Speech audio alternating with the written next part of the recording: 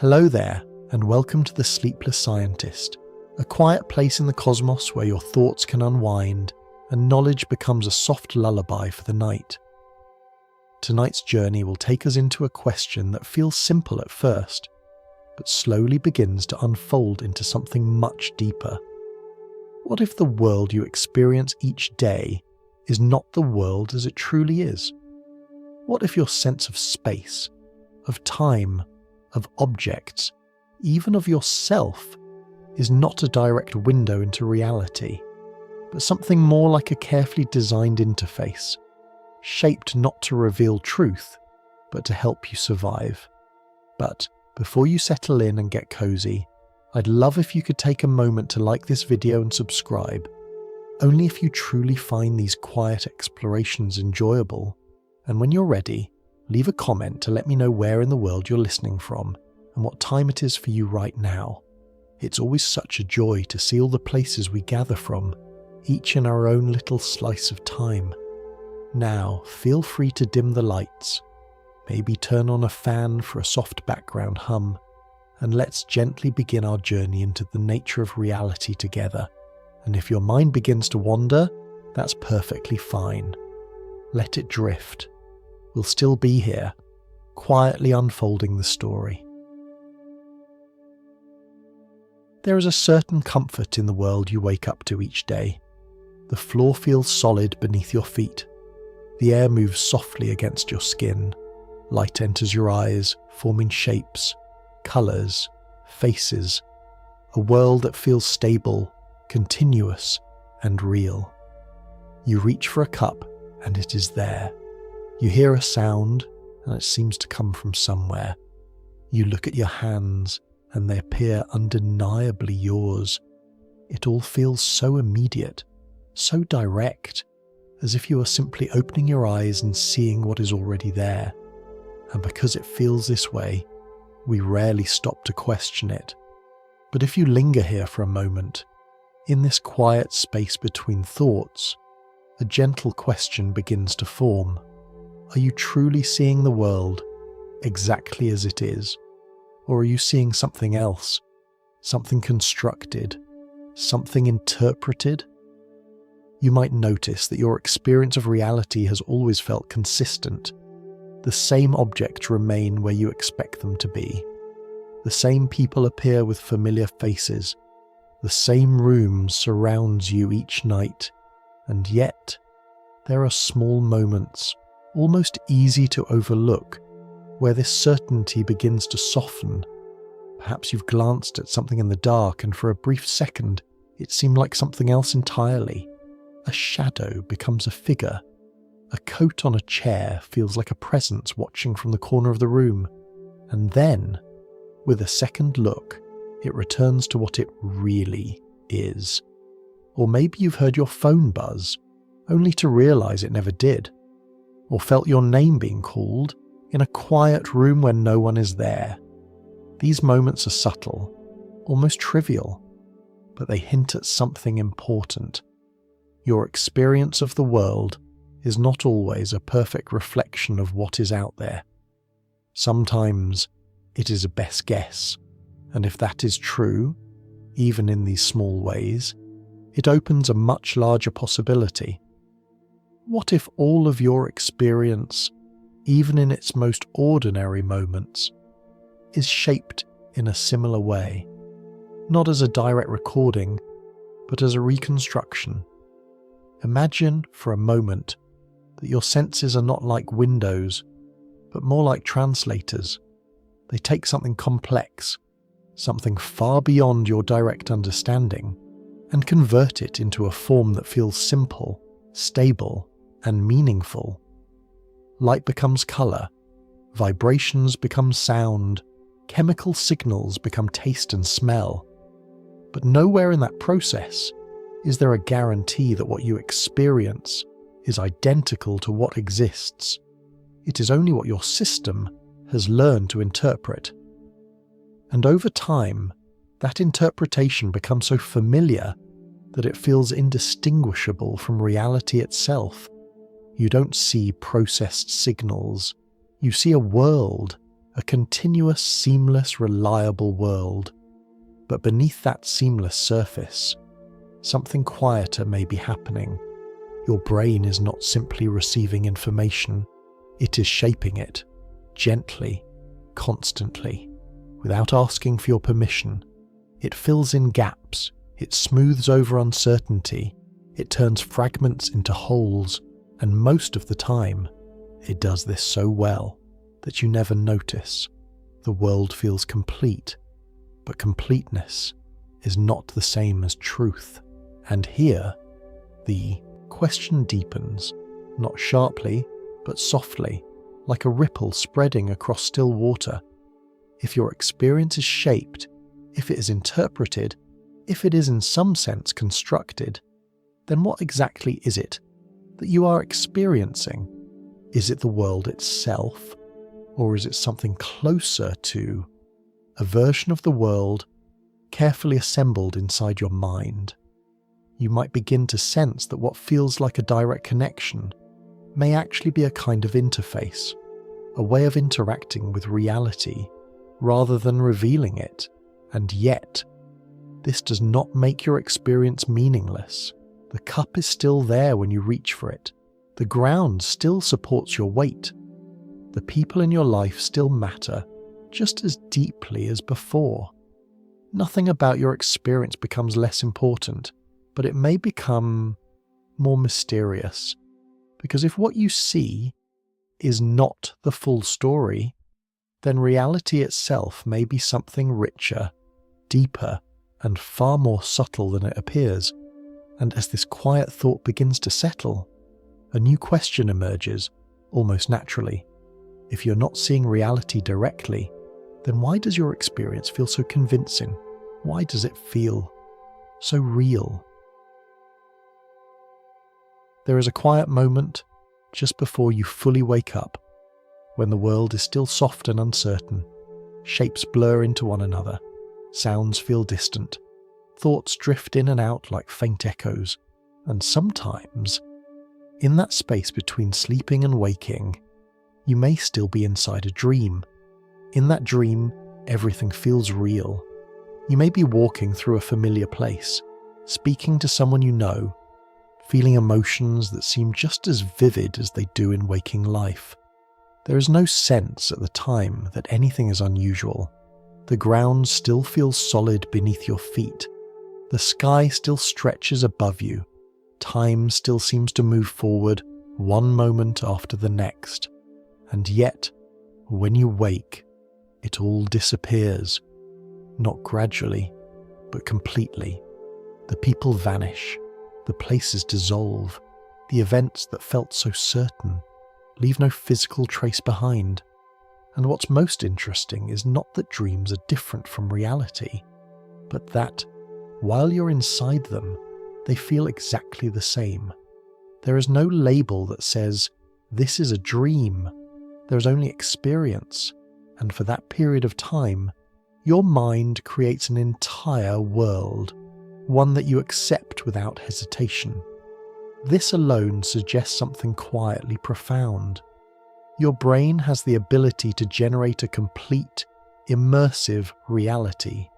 Without any direct input from the outside world, it can create space, it can create time, it can create objects, people and stories, all from within, and it does so effortlessly, every single night. Now, as you return to waking life, it may feel as though you've left that imagined world behind and returned to the real one. But the difference between the two may not be as sharp as it seems, because even now, in this moment, your experience is still being constructed, not entirely from imagination, but not entirely from raw reality either. Instead, it is something in between, a blending, a quiet collaboration between what is out there and what your mind expects to find. You may notice this in small, almost forgettable ways, a word in a sentence that you misread, yet somehow still understand, a song playing in the background, where you think you hear lyrics that aren't actually there, a face in the clouds, or a pattern in random shapes. These are not mistakes in the usual sense. They are hints, clues that your mind is not passively receiving information, but actively shaping it. It is constantly making predictions, filling in gaps, and smoothing over uncertainty so that the world appears continuous and complete. Imagine listening to someone speak in a noisy room. Even when parts of their words are lost in the background noise, you still understand what they're saying. Your brain quietly fills in the missing pieces. It does not wait for perfect information. It makes its best guess and presents that guess to you as reality. And most of the time, it gets it right. But occasionally, it leans too far into expectation. And when that happens, you experience something that isn't actually there. A sound that never occurred. A movement that didn't happen. A presence that exists only in your perception. These moments are often brief, almost fleeting, but they reveal something essential. The line between perception and imagination is thinner than it appears. Not a sharp boundary, but more like a gentle gradient where one slowly becomes the other. And in some cases, this blending becomes more pronounced. There are experiences where expectation becomes so strong that it begins to shape reality itself, not in the sense of changing the external world, but in shaping what is experienced as real. For example, when people strongly expect a certain sound, they may begin to hear it, even in silence, or when they anticipate a visual pattern, they may start to see it, even when it is not present. In these moments, perception is no longer just guided by the world. It is guided by belief. And this raises a quiet but powerful question. If your brain can sometimes create experiences without the world, and if it is always shaping the experiences you do have, then how much of what you perceive is truly coming from the outside? And how much is coming from within? You might begin to sense that your experience is not a mirror, but a kind of interpretation, a carefully constructed story built from fragments of information and layers of expectation. And like any story, it feels real while you're inside it. It has continuity. It has meaning. It has a sense of presence that is difficult to question. But beneath that sense of certainty, there is always a process at work, quietly assembling each moment as it unfolds. And once you begin to notice this, even slightly, the world starts to feel just a little different. Not less real, but more delicate, more dependent on perception, more shaped by the mind, like something that exists, but only appears the way it does, because of how it is being experienced. And as this idea settles, slowly and gently, another question begins to take shape. If your experience of reality is partly constructed, then why would your mind construct it this way? Why does it appear stable, solid, and consistent instead of chaotic or incomplete? What is guiding this process behind the scenes? There is something quietly remarkable happening every single moment you are awake. Right now, as you listen, your brain is not simply receiving the world, it is anticipating it. Before your eyes even settle on a shape, before a sound fully reaches your awareness, something within you is already preparing an interpretation, not consciously, not in a way you can feel directly, but gently, automatically beneath the surface. It is as if your mind is always one step ahead, forming expectations about what is likely to appear next. And then, when the real signals arrive, it compares them to those expectations, if they match closely enough. The experience feels smooth, immediate, effortless. You don't notice anything unusual, the world simply appears. But if there is a mismatch, even a small one, your brain adjusts, it corrects itself, quietly reshaping the experience until everything feels consistent again. This process happens so quickly, so seamlessly, that it gives the illusion of direct perception, as though you're simply opening your eyes and reality flows in. But what you're actually experiencing is something closer to a refined guess, a prediction, constantly updated, moment by moment. You might begin to notice this in familiar situations. Imagine walking into a room you know well. Even before you fully look around, you already know where things are. The chair is in its usual place. The table sits near the wall. The light switch is just within reach. Your brain doesn't need to rediscover everything from scratch. It predicts the layout and fills in the details almost instantly. And because those predictions are usually correct, the world feels stable, reliable, but occasionally something changes. A chair is moved, a door is left slightly open, an object is missing, and for a brief moment there is a sense of confusion, a small pause where expectation and reality don't quite align. That pause is subtle, but meaningful.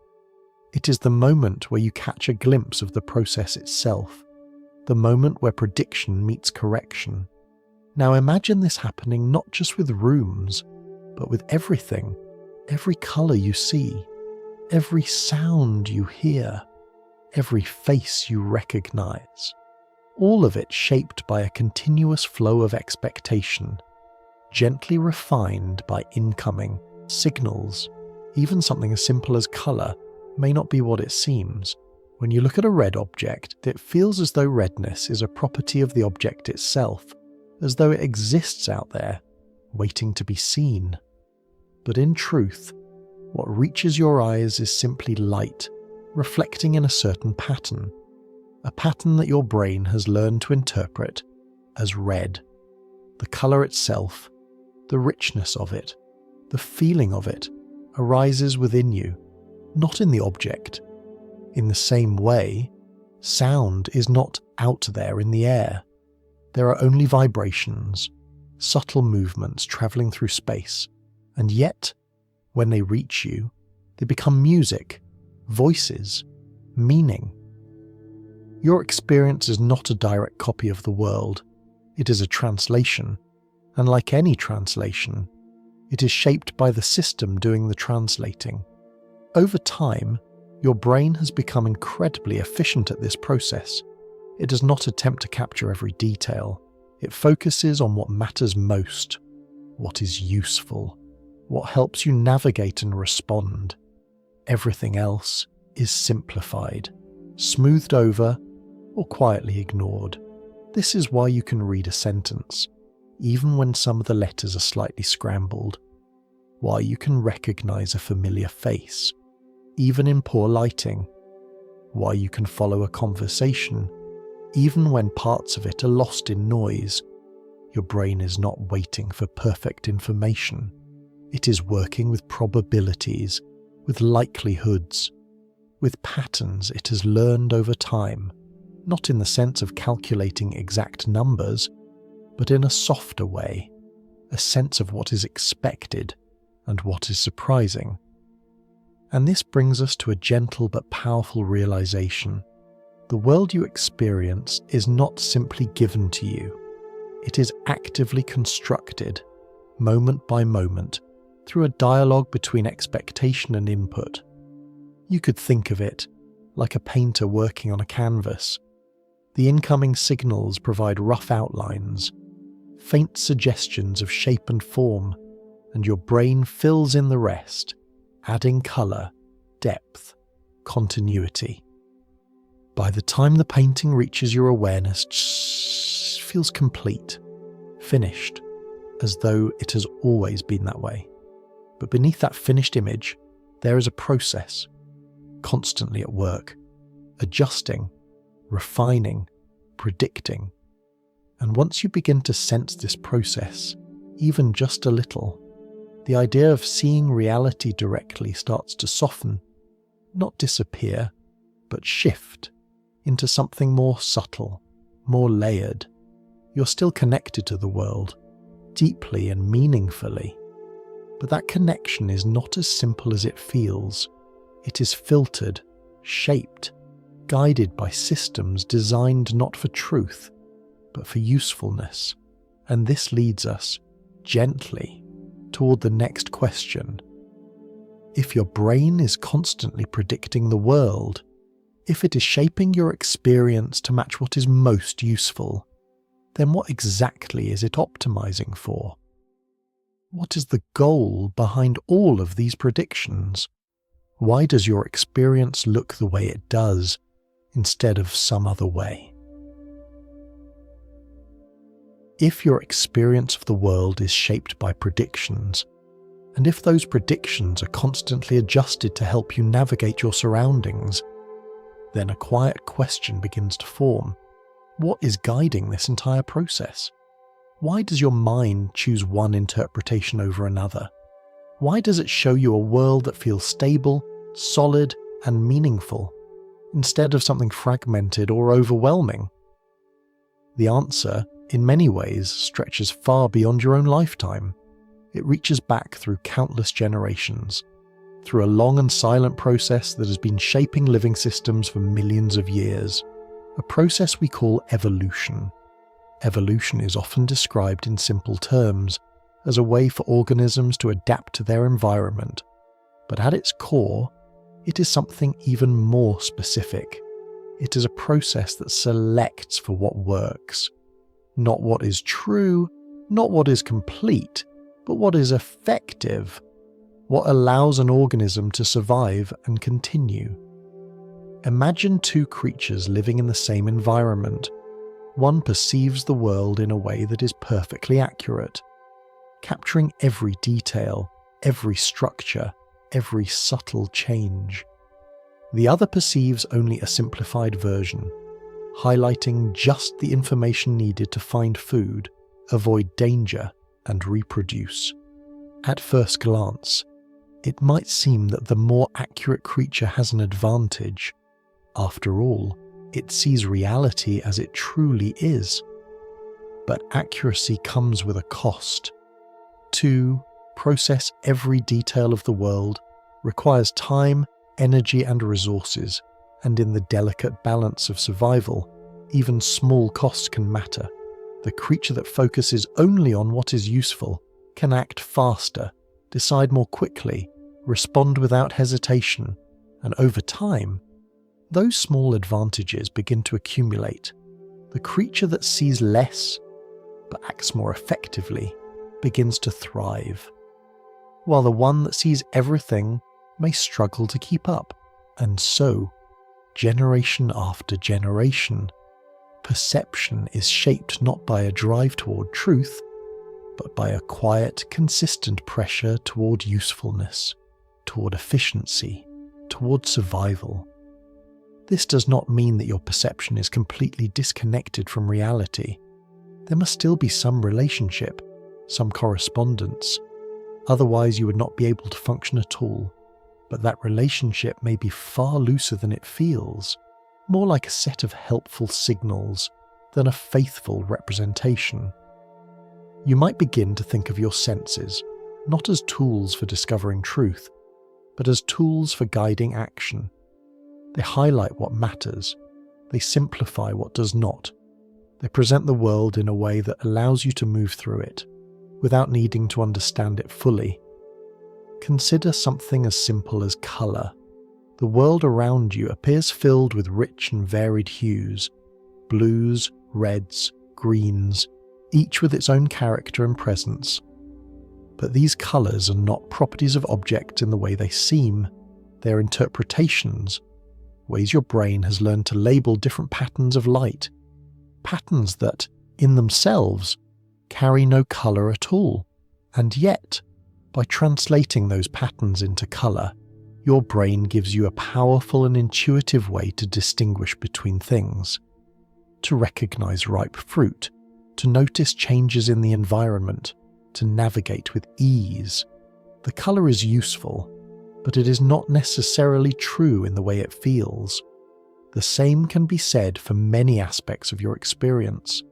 The solidity of objects, the sense of distance, even the feeling of time moving forward, one moment after the next. These may all be part of a system designed to help you interact with the world, rather than reveal its deepest nature.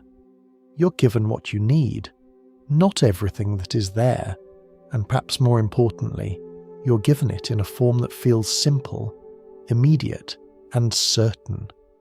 Because uncertainty can be costly. If you had to question every perception, analyze every possibility, hesitate at every step, survival would become difficult. So instead, your experience is presented as stable, convincing, trustworthy, even if, beneath that trust, it is only an approximation, a useful one, but still an approximation. There is a quiet elegance in this idea. Your perception is not flawed, it is optimized, not broken, but refined. Through countless generations of trial and error, it shows you a world that works, a world you can navigate, a world that supports your continued existence. But it may not show you the world as it truly is, and if that is the case, then the sense of certainty you carry, the feeling that you are seeing reality directly, may itself be part of the design, a feature, not a guarantee, a way of ensuring that you act with confidence, even when the underlying picture is incomplete. And as this thought settles, slowly and gently, another question begins to emerge. If evolution has shaped your perception for survival, if it has guided what you see, hear, and feel toward what is useful, then what might it be hiding? What aspects of reality might be left out, simplified, or transformed because they are not needed? And what would the world look like if you could see beyond those limits, even for a moment? There's a quiet assumption that often sits beneath our thinking, so familiar that it rarely feels like an assumption at all. If something helps you survive, it must also be, in some sense, true. After all, how could a creature make good decisions if it did not understand the world accurately? It feels intuitive, almost obvious. But when this idea is explored more carefully, something surprising begins to emerge. Usefulness and truth are not always aligned. In fact, under certain conditions, they can move in entirely different directions. To see this more clearly, imagine a simple situation. Two different ways of perceiving the world are competing, not in a dramatic way, but quietly, over time, across many generations. One system aims for accuracy. It tries to represent the world as it truly is, capturing as much detail as possible. The other system takes a different approach. It ignores most of the details and focuses only on what matters for survival. It reduces complexity, simplifies information, and highlights only what is useful. At first, the difference between them may seem small. Both systems are still connected to the same environment. Both still allow the organism to respond, to move, to act. But over time, subtle differences begin to matter. The system that seeks accuracy must process more information. It must track more details, maintain more complexity, and use more energy to keep everything aligned. The system that seeks usefulness can move more lightly. It makes faster decisions. It avoids unnecessary processing. It focuses only on what leads to successful outcomes. And in the quiet competition of survival, those small advantages begin to add up, not all at once, but gradually. A slightly faster response here, a slightly lower energy cost there, a small improvement in timing, in efficiency, in clarity of action. Each difference is almost invisible on its own, but together, across many generations, they begin to shape the direction of evolution. And what emerges from this process is not necessarily the most accurate way of seeing the world, but the most effective one, the one that leads to survival. Now imagine extending this process further, not just over a few generations, but over thousands, millions, vast stretches of time. In such a long unfolding, even tiny advantages become decisive, and systems that prioritize usefulness begin to consistently outcompete those that prioritize truth, until eventually, the systems that aim for perfect accuracy fade away, not because they are wrong, but because they are too costly, too slow, too detailed for the demands of survival.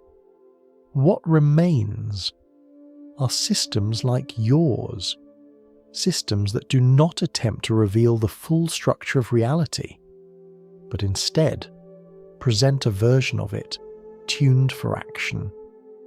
This idea may feel a little unsettling at first, because it suggests something deeper than a simple trade-off. It suggests that over time, the chance of evolving a system that sees reality exactly as it is becomes smaller and smaller until it effectively disappears, not as a dramatic event, but as a quiet consequence of many small choices, repeated again and again. You might think of it like a path through a forest.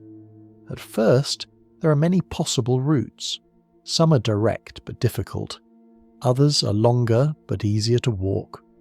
Over time, as travellers choose the easier path, it becomes more worn, more visible, more inviting, and gradually, the more difficult paths fade away, not because they lead nowhere, but because they are rarely used.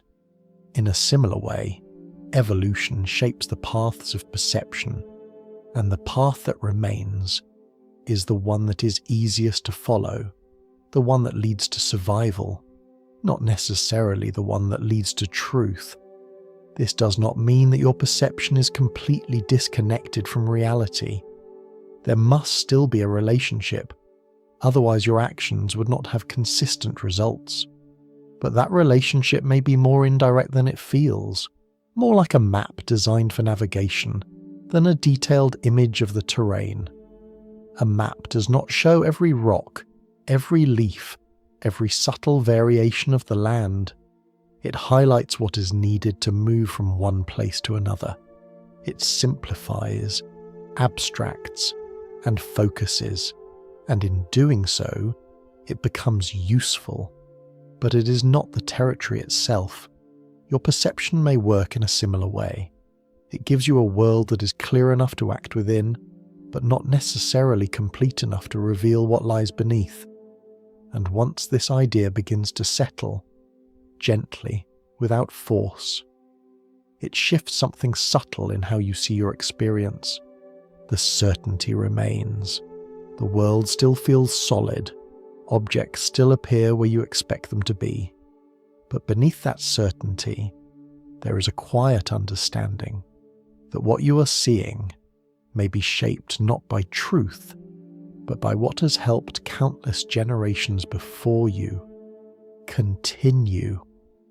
And from this perspective, a new question begins to emerge. If your perception is shaped by usefulness, if it is tuned for survival rather than truth, then what kind of world would you see if usefulness were no longer the goal? If for a moment you could step outside the system that has been guiding your experience, what might reality look like without the filters that make it familiar?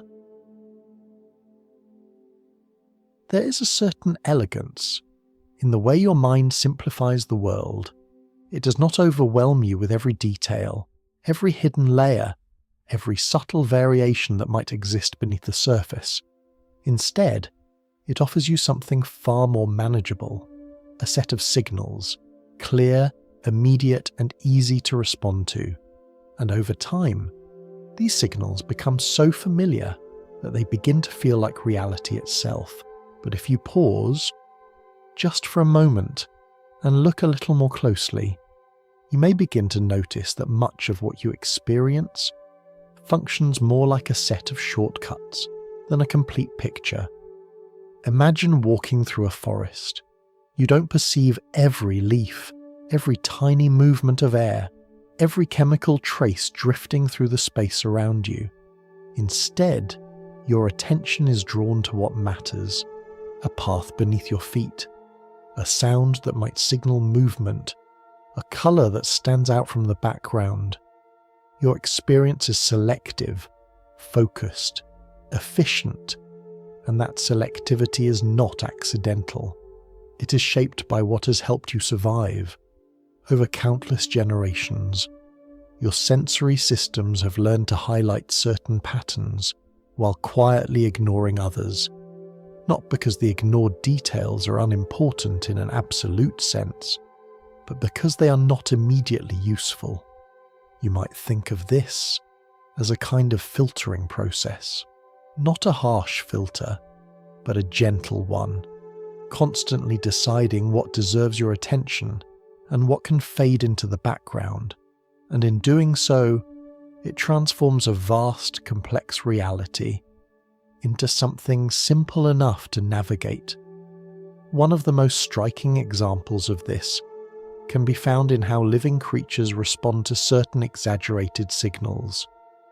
There are small insects, for instance, that are drawn to particular shapes and colours in their environment.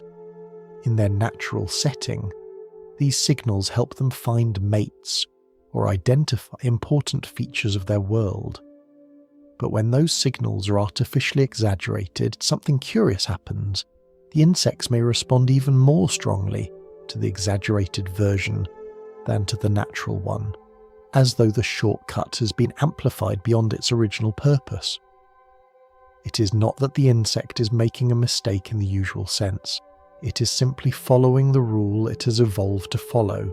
Respond to this pattern, move toward this signal, and when that pattern is intensified, the response becomes stronger, even if the intensified signal no longer corresponds to anything meaningful in the real environment.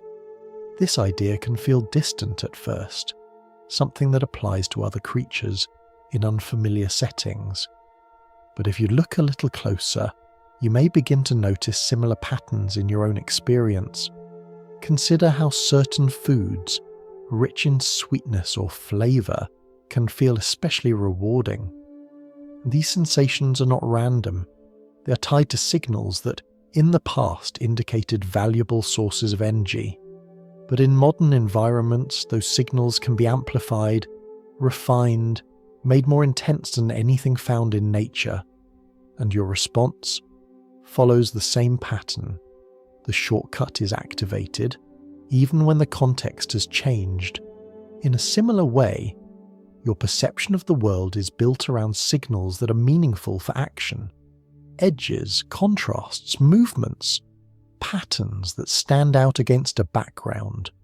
You do not perceive every detail evenly. Your mind highlights what is relevant and compresses what is not. This compression is subtle. You rarely notice what is missing, because what remains feels complete. But completeness, in this case, is carefully constructed.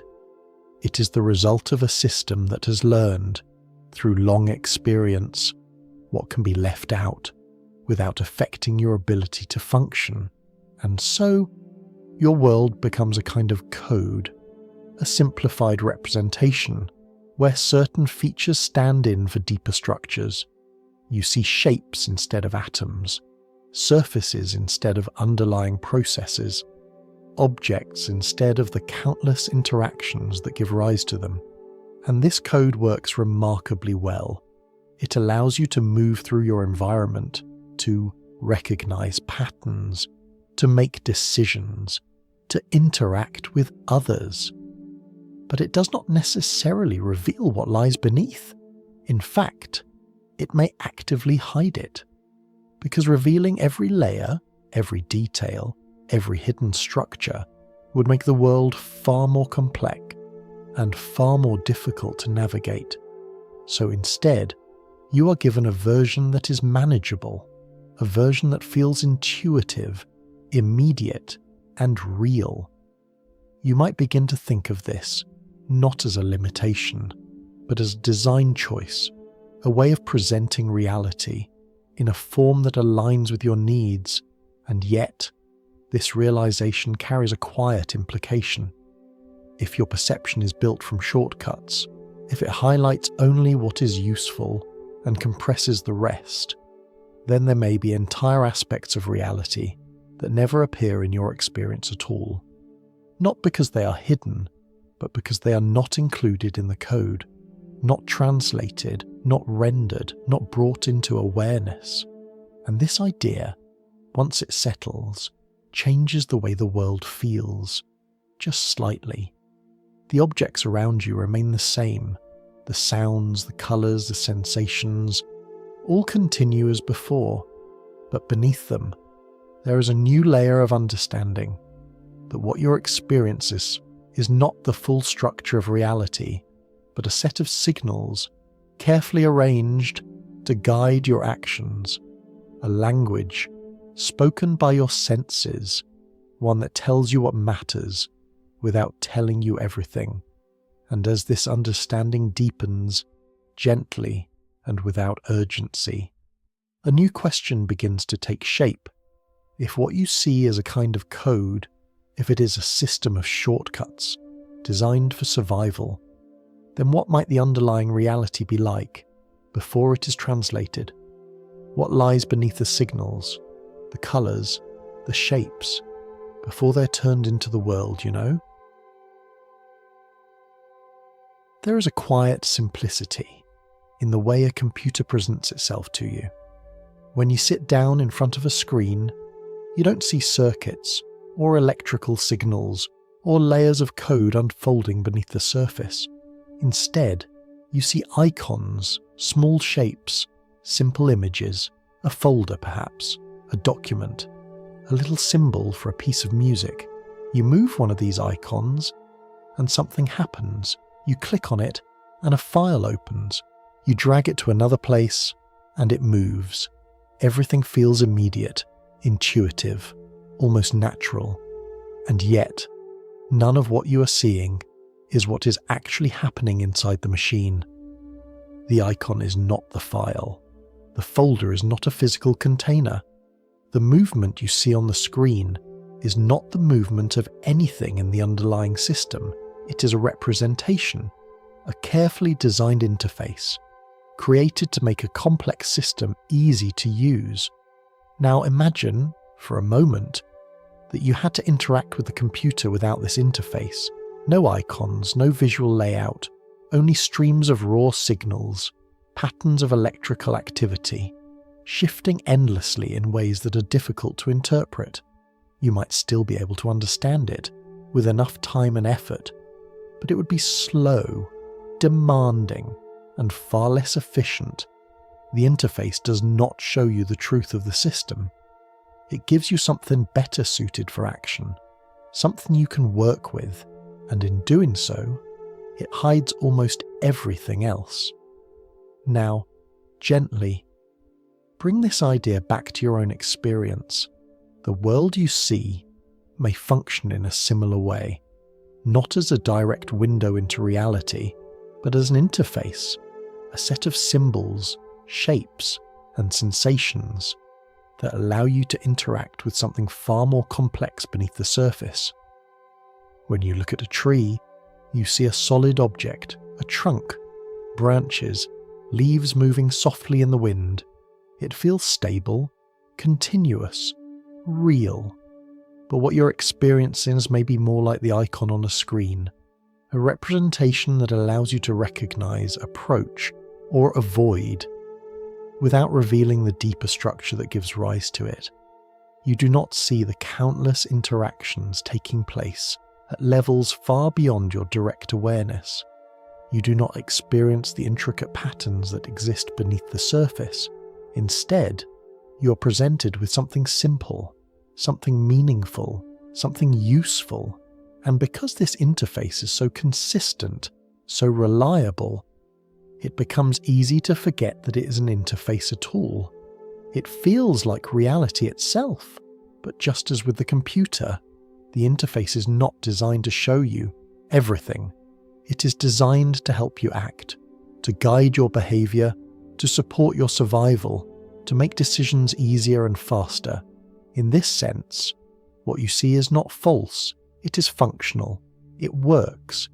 It allows you to move through the world with confidence, but it may not be complete, and it may not be revealing the deeper nature of what truly exists. You might begin to notice this in the way objects appear so clearly defined. A cup has an edge, a table has a surface, a wall separates one space from another. These boundaries feel sharp, distinct, unquestionable. But at deeper levels, the world may not be divided in such clean ways. The divisions you experience may be part of the interface, a way of organizing complexity into manageable forms. In the same way that an icon groups together many layers of code, your perception groups together many layers of reality into a single, simple object. And once it is grouped, it becomes something you can interact with. You can pick it up, move it, use it, without needing to understand what lies beneath. There is a quiet beauty in this design. It allows you to live your life, to navigate your surroundings, to connect with others, without being overwhelmed by the full depth of reality. But it also suggests something deeper, that what you experience is not the full story.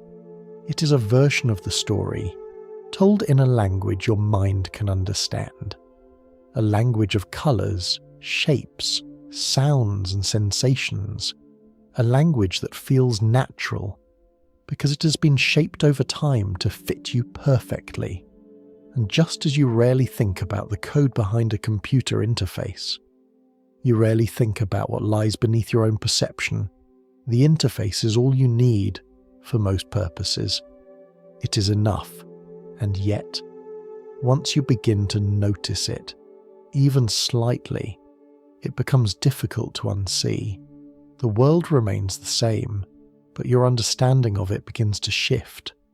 Objects feel a little less absolute, boundaries feel a little more fluid, and the sense of direct access to reality itself begins to soften, not disappear, but become more open, more uncertain, more curious. And in that space of curiosity, another question begins to form. If what you see is an interface, if it is a system of symbols designed for action, then what is it that this interface is pointing to? What is the deeper reality that remains hidden behind these familiar shapes, and how much of it could ever be revealed? There is a gentle assumption that often follows from everything we have explored so far. If your perception is shaped, simplified, filtered for usefulness, then perhaps what you're seeing is just a reduced version of reality, a kind of lower resolution image, a simplified copy, something like a blurred photograph where the details are softened, but the overall structure remains the same. It feels like a reasonable conclusion. But if you stay with the idea a little longer, something more surprising begins to emerge. What if your experience is not simply a reduced version of reality, but something fundamentally different?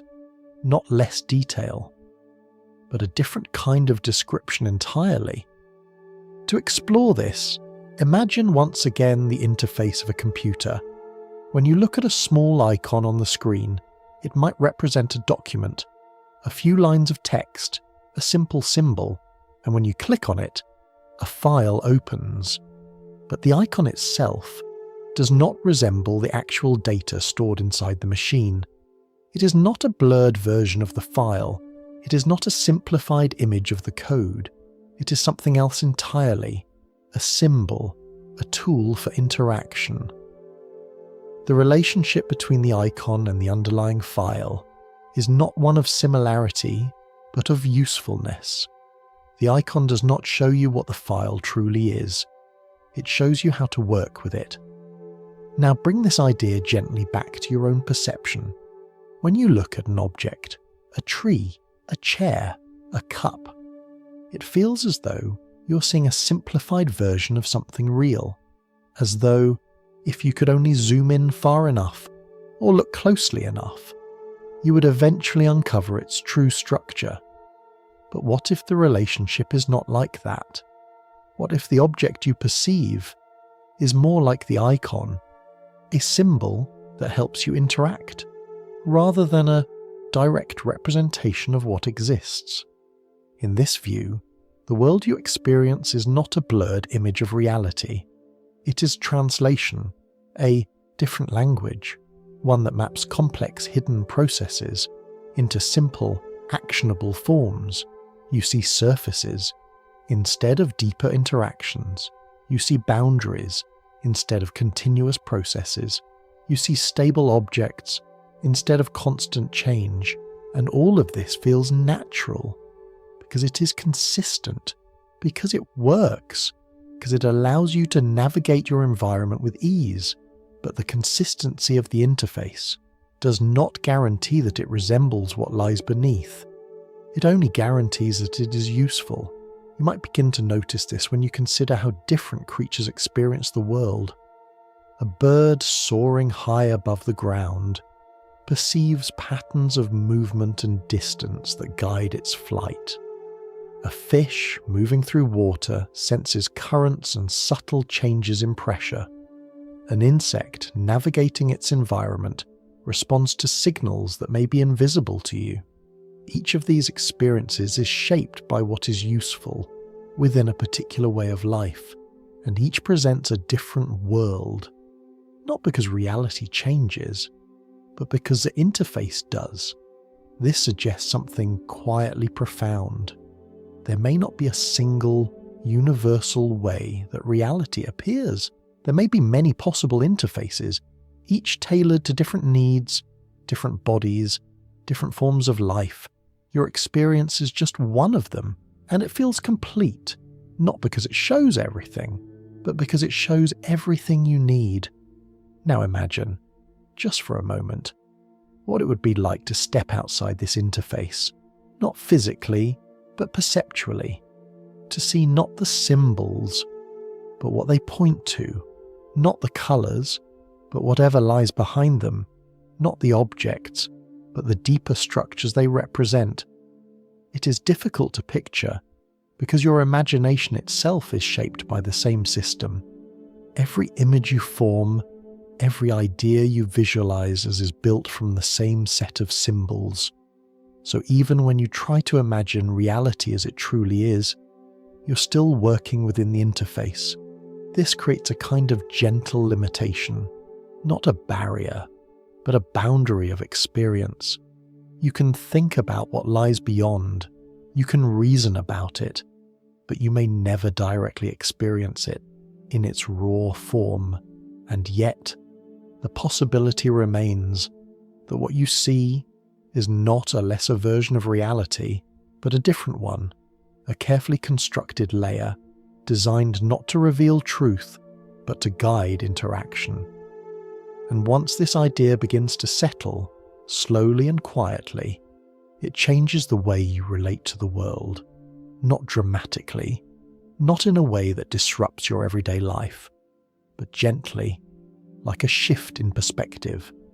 The objects around you remain familiar, the shapes, the colours, the sounds, all continue as before, but beneath them, there is a new understanding, that what you're experiencing and is not a direct glimpse of reality, but a meaningful interpretation, a useful fiction, perhaps one that has been shaped over time to help you survive, to help you act, to help you live. And from within that understanding, a deeper question begins to form. If your entire experience is built from symbols, if it is a translation rather than a reflection, then what is the nature of what lies beneath? What kind of reality could give rise to something so consistent, so structured, and yet so different from itself. There is a quiet assumption that follows you through every moment of your life, so natural that it almost never asks to be questioned. You look around, and the world seems to be made of objects, solid, continuous things that exist whether you're paying attention to them or not. A chair remains in the corner of the room even when you turn away. A cup sits on the table, waiting exactly where you left it. The walls, the floor, the sky above you, all seem to persist, stable and independent, as though they continue exactly as they are, even when you're not looking. And yet, if you pause for a moment and consider your direct experience, something subtle begins to shift. You never actually experience the entire room at once. You see what is in front of you, hear what is within reach, feel what is in contact with your body. The rest is assumed. It is filled in quietly, without effort, as though your mind is completing a picture that is only partially visible. You might notice this in a simple way. Imagine sitting in a familiar space with your eyes closed. You still know the room is there. You can picture where everything is.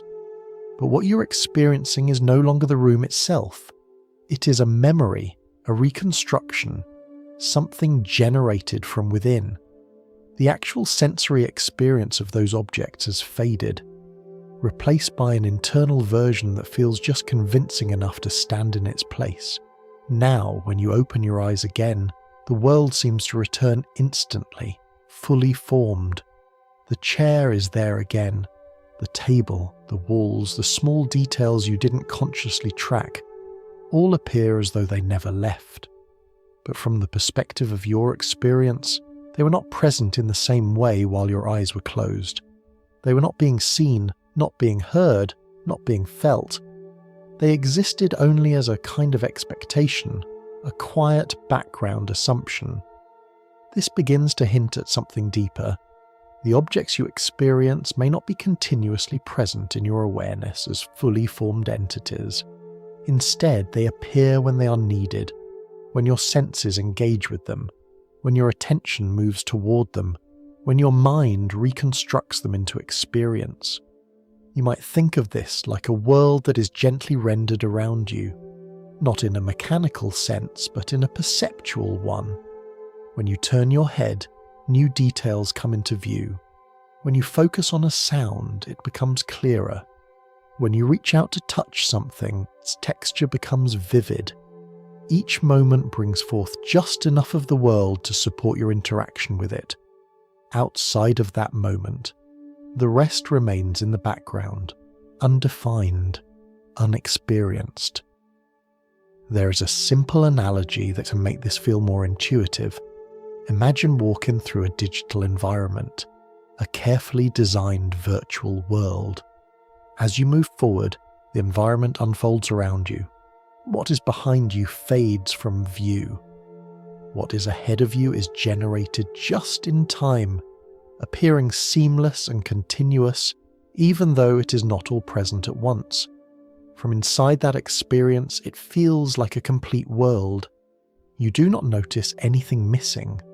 You do not feel as though anything is being created or removed. It simply feels real. Your perception may function in a similar way, not by constructing the entire universe at once, but by presenting a coherent slice of it, moment by moment, aligned with your perspective and your needs. What you experience is always enough, always complete from your point of view. But that completeness may be local, not absolute. This does not mean that objects vanish when you're not looking, or that nothing exists beyond your awareness. Instead, it suggests something more subtle. What you call an object may not be a fixed, fully defined thing that exists exactly as you imagine it, independent of all observation. It may be a stable pattern that your perception brings into form when it becomes relevant. In other words, the chair is not simply there in the way it appears. It is part of a deeper structure that your mind interprets as a chair when you engage with it. The experience of the chair, the shape, the colour, the solidity, is something that arises within your perception, guided by signals from the world, but not identical to them. You can sense this even in small ways. When lighting changes, the same object can look entirely different. When your attention shifts, details appear or disappear. When you're distracted, entire aspects of your surroundings can fade from awareness, only to return when you focus again. The object seems stable, but your experience of it is fluid, constantly updated, quietly reconstructed. And perhaps this is the key. What feels like a solid, continuous world may actually be a series of carefully connected moments of experience, each one complete in itself, each one shaped by perception. The continuity you feel, the sense that everything persists exactly as it is part of how your mind organizes these moments into a coherent story. A story that feels seamless, a story that feels real. And as you sit with this idea, gently, without needing to resolve it, another question begins to emerge.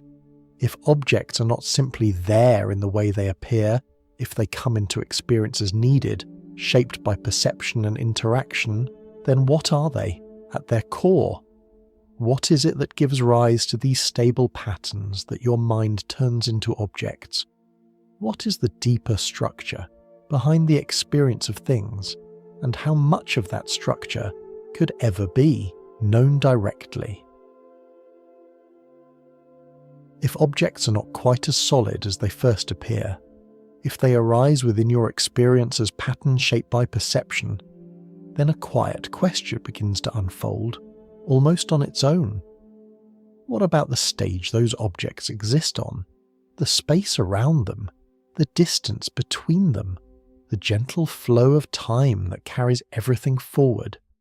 Could these two be part of the same construction? It is easy to feel that space and time are the most fundamental aspects of reality. They seem to be the backdrop against which everything else happens. Objects move through space, events unfold in time. Your entire life is measured by the steady passage of moments, one after another, like footsteps along a path that never quite turns back. And yet, if you look closely at your own experience, you never encounter space or time directly. You experience distances as relationships between things. You feel time as a change from one moment to the next. But you never step outside of that experience to observe space or time on their own, independent of everything else. They're always woven into what you perceive, always part of how the world appears to you. You might begin to think of space not as an empty container, but as a way your mind organizes relationships. When you look at two objects and say one is far and the other is near, what you're really experiencing is a structured interpretation, a way of arranging things so that you can move between them, reach toward them, avoid them. Distance becomes meaningful because it guides action.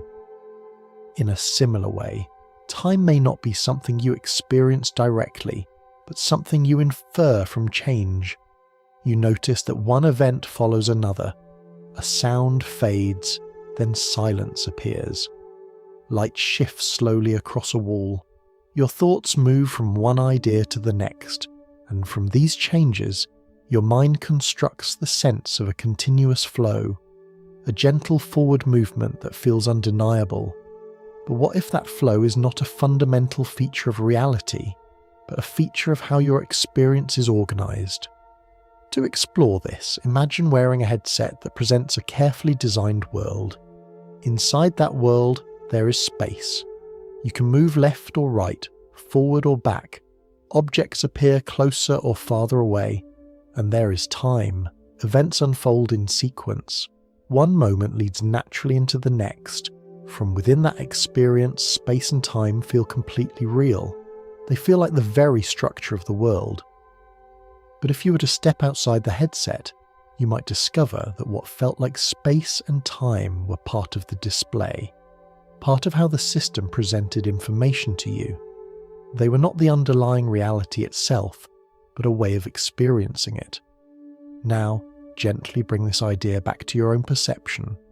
The space you experience, the distances, the directions, the layout of the world around you, may function in a similar way.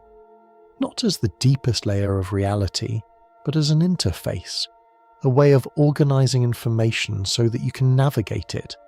The same may be true of time.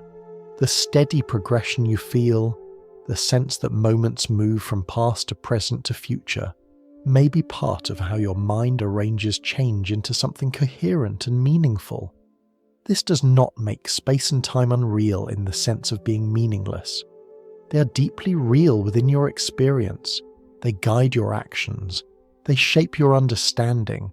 They allow you to plan, to remember, to anticipate, but they may not be fundamental. There are quiet hints of this idea, even within the way modern physics describes the universe, at very small scales far beyond what you can directly perceive. The familiar structure of space and time begins to soften. The clear boundaries, the smooth continuity, the stable framework that feels so certain, become less well defined, as though the fabric of reality itself is no longer behaving in the way you expect. You don't need to imagine precise measurements or complex equations to sense this.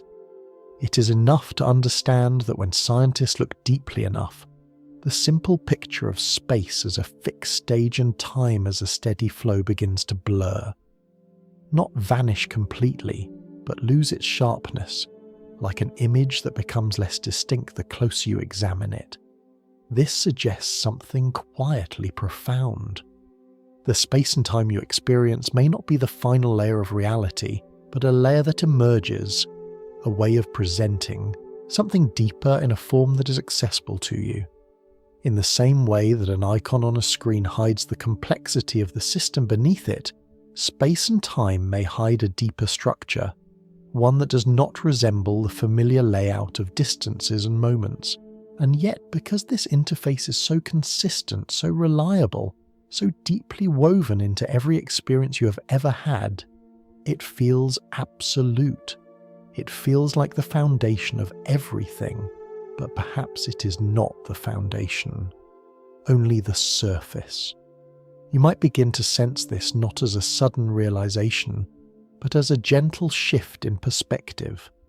The room around you still feels spacious. The distance between you and the walls remains unchanged. The passage of time still carries your thoughts forward. Nothing in your experience has to change. But the meaning of that experience begins to open. Space becomes something you move within, but also something you experience. Time becomes something you measure, but also something you construct from change. And from within that subtle shift, a deeper curiosity begins to grow. If space and time are part of the interface, if they are ways of organizing experience rather than the ultimate structure of reality, then what lies beyond them?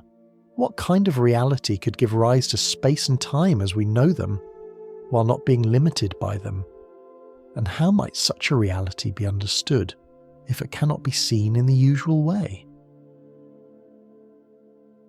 As the idea of space and time softens, even slightly, it can feel as though something very stable is beginning to shift, not in a way that disrupts your everyday experience, but in a quieter way, like noticing that something you always assumed was fixed may be more flexible than it first appeared.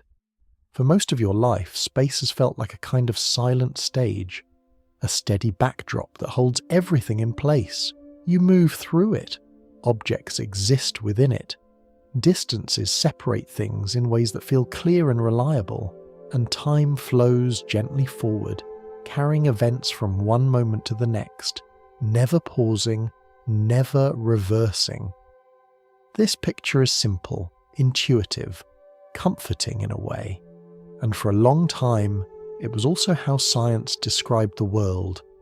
But as scientists began to look more closely, not with the eyes, but with carefully designed instruments and ideas, this picture began to change, not suddenly and not completely, but gradually, as though the familiar image of reality was being viewed from a different angle. At larger scales, the world behaves in ways that feel predictable. Objects move smoothly, causes lead to effects, space and time provide a stable framework for everything that happens. But when attention turns to extremely small scales so tiny that they're far beyond anything you could ever see directly, something begins to shift. The neat structure of space begins to lose its sharpness. The steady flow of time becomes less clear. It is not that they disappear entirely. Rather, they begin to behave in ways that do not fit the simple picture you're used to. As if the deeper you look, the less the familiar rules seem to apply in the same way. You might imagine it like looking at a painting from a distance. From far away, everything appears smooth and continuous. Colours blend seamlessly. Shapes are well defined. The image feels complete. But as you move closer, the details begin to change. The smooth lines break into textures. The colours separate into individual strokes. What once felt continuous now reveals a different kind of structure. And if you move closer still, beyond what you would normally consider part of the painting, you may find that the idea of a line or a shape no longer makes sense in the same way. In a similar way, the deeper scientists explore the structure of reality, the more the familiar concepts of space and time begin to soften, not because they are wrong, but because they may not be fundamental. They may be part of a larger description, one that only appears simple at the scale of everyday experience. This does not mean that the world becomes chaotic or meaningless at these deeper levels. Instead, it suggests that the rules governing reality may be different from what you intuitively expect, more subtle, more interconnected, less bound by the clear separations that define your everyday experience. Even the idea of a precise location, something that feels so natural, becomes less certain when examined closely. At very small scales, the notion of something being exactly here or there becomes less well defined, as though position itself is not as fixed as it appears. Time too begins to lose its familiar character.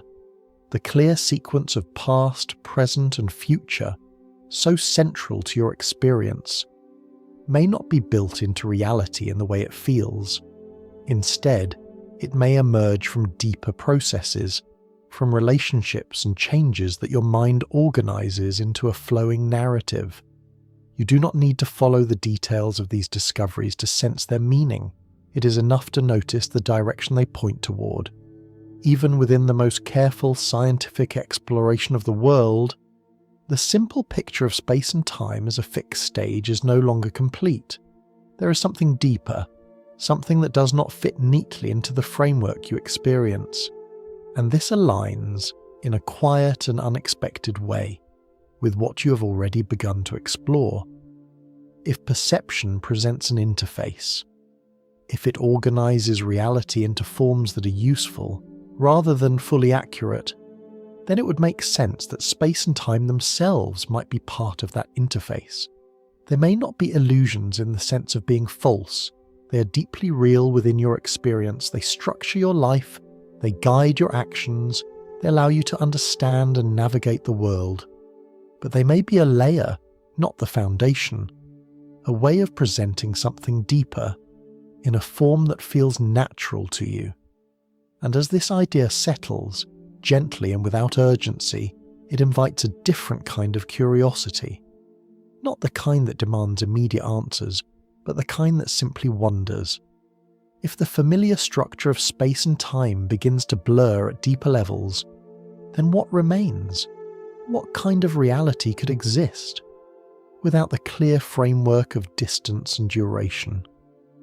What would it mean for something to exist if it is not located in space or moving through time in the way you understand it. These questions do not need to be resolved. They do not need to be answered tonight.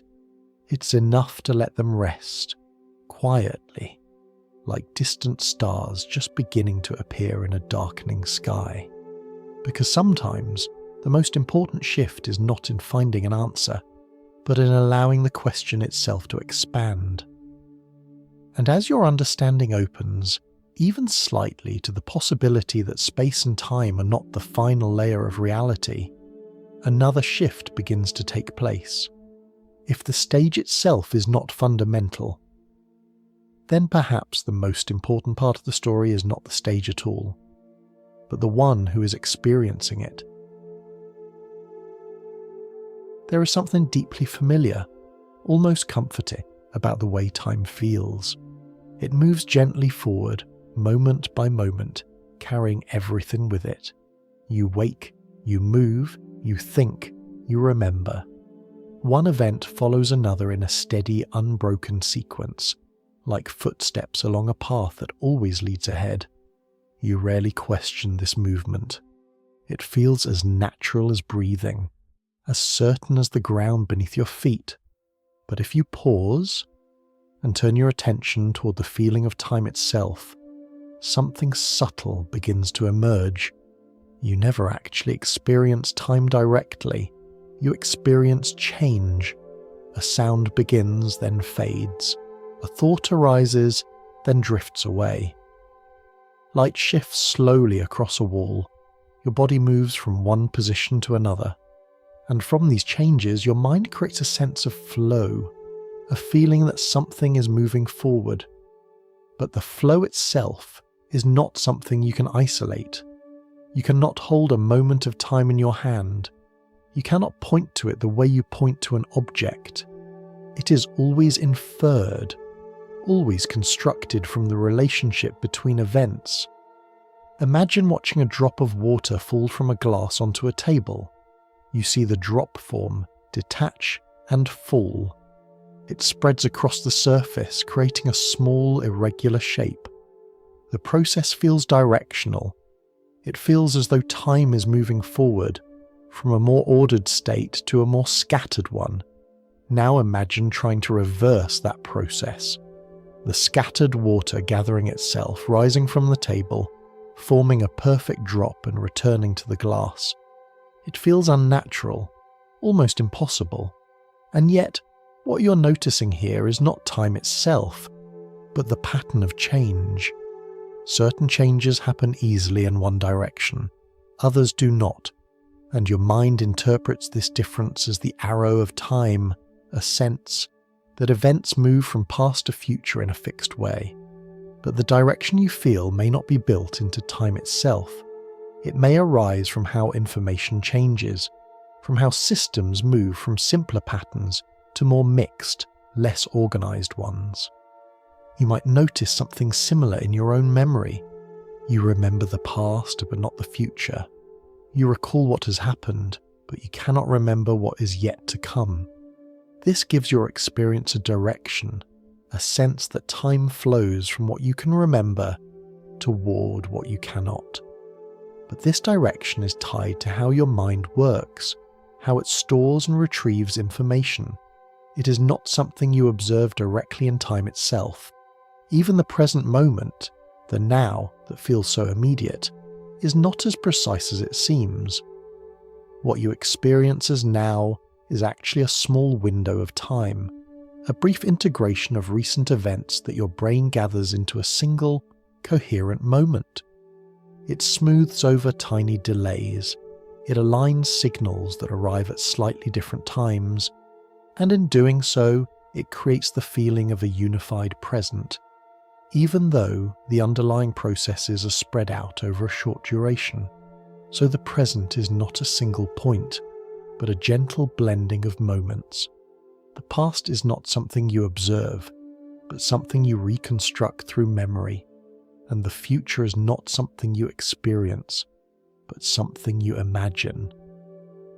From this perspective, time begins to feel less like a flowing river and more like a way of organizing change. the structure your mind uses to make sense of events, to connect them into a meaningful sequence. This does not make time unreal in the sense of being meaningless. It remains deeply important. It shapes your life. It allows you to plan, to remember, to learn. It gives your experiences a sense of continuity and direction. But it may not exist in the way it feels. It may not be a fundamental feature of reality, but something that emerges when change is observed, remembered, and connected. You might think of it like a story. A story has a beginning, a middle, and an end. Events unfold in sequence. There's a sense of movement, of progression, but the story itself is not a physical object. It is a pattern, a way of arranging information so that it makes sense. Time may function in a similar way, not as a thing that flows, but as a pattern that arises when events are organized into a sequence. And just as a story can be told in different ways, with different pacing, different emphasis, your experience of time can change depending on how your mind processes information. Moments can feel longer or shorter. Hours can pass quickly or slowly. Entire days can seem to stretch or compress, depending on your attention, your emotions, your state of mind.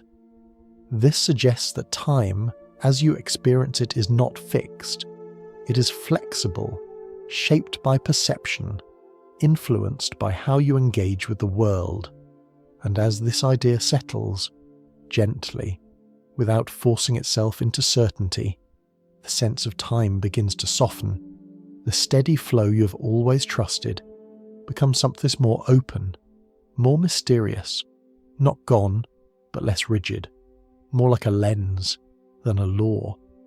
And if time is not as fundamental as it feels, if it emerges from how change is experienced, then the question naturally extends further. What else in your experience might be constructed in a similar way? What other aspect of reality feel absolute but arise from deeper processes? And perhaps most quietly of all, if time is something your mind helps create, then what is the role of the one who is experiencing it? What is it that notices change, remembers the past, imagines the future, and weaves all of it into the feeling of a life unfolding? As the sense of time softens, and the structure of space begins to feel less absolute, something else quietly comes into focus. Not something distant or abstract, but something closer than anything else you know. Something so familiar that it often goes unnoticed. Your experience itself, not the objects you see, not the sounds you hear, but the simple fact that there is something it feels like to be here. Right now, as you listen, there is a presence to your awareness, a subtle sense of being. You may notice the sound of a voice, the feeling of your body resting, the gentle rhythm of your breathing. But beyond all of that, there is the experience of those things, and that experience is something science can describe in many ways, but has never fully explained. Science can tell you how light enters the eye, how signals travel through the brain, how patterns of activity correlate with what you see. It can map the regions involved in hearing, in touch, in memory. It can even predict to some extent what you might perceive based on neural activity. But there is a quiet gap between description and experience. No matter how detailed the explanation becomes, it never quite captures what it feels like. You can describe the colour red in terms of light, in terms of wavelengths, in terms of how the eye responds. You can trace the signal as it moves through the brain. You can identify the areas that become active when you see it, and yet, none of that tells you what red looks like, the richness of it, the immediacy, the feeling of it appearing in your awareness. This kind of experience is often called a quality of experience. something that cannot be reduced to numbers or measurements. The taste of chocolate, the warmth of sunlight, the sharpness of pain, the softness of a memory. Each of these has a character, a presence, that exists only when it is experienced.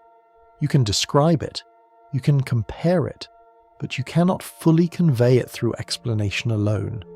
And this raises a quiet but profound question. If science can map the brain, but not explain experience itself, then what exactly is experience? Where does it come from?